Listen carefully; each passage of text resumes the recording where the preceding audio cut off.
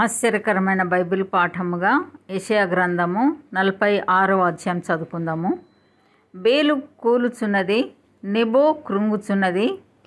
వాటి ప్రతిమలు జంతువుల మీదను పశువుల మీదను మోయబడుచున్నవి. మీ మోతలు సొమ్మసిల్లు పశువులకు భారముగానున్నవి. అవి కృంగుచు కూలుచు నుండి ఆ బరువులను విడిపించుకొనలేక తామే చెరలోనికి పోయి ఉన్నవి. యాకోబు ఇంటివార్లారా, ఇశ్రాయేలు ఇంటివారిలో శేషించిన వార్లారా, గర్భమున పుట్టినది మొదలుకొని నా చేత భరింపబడిన వార్లారా, తల్లి ఒడిలో కూర్చుండినది మొదలుకొని నేను చంక పెట్టుకొనిన వార్లారా, నా మాట ఆలకించుడి. ముదిమి వచ్చు వరకు నిన్ను ఎత్తుకొని వాడను నేనే. తల వెంట్రుకలు నెరయి వరకు నిన్ను ఎత్తుకొని వాడను నేనే. నేనే చేసి ఉన్నాను, చంక పెట్టుకొని వాడను నేనే. నిన్ను ఎత్తుకొనుచు రక్షించువాడను నేనే. మేము సమానులమని నన్ను ఎవనికి సాటి చేయుదురు? మేము సమానులమని ఎవని నాకు పోటీగా చేయుదురు? దానికి సాగిలపడి నమస్కారం చేయుటకై సంచి నుండి బంగారము మెండుగా పోయివారును వెండి తూచువారును దాని దేవతగా నిరూపించవలెనని కంసాలిని కూలికి పిలుతురు.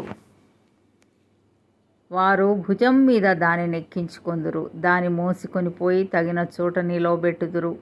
ఆ చోటు విడవకుండా అది అక్కడనే నిలుచును. ఒకడు దానికి మొర్ర పెట్టినను ఉత్తరము చెప్పదు. వాని శ్రమ పోగొట్టి ఎవనిని రక్షింపదు. దీని జ్ఞాపకం చేసుకొని ధైర్యంగా నుండుడి. అతిక్రమం చేయువార్లారా, దీని ఆలోచించుడి. చాలా పూర్వమున జరిగిన వాటిని జ్ఞాపకం చేసుకొనుడి. దేవుడను నేనే, మరి ఏ దేవుడును లేడు.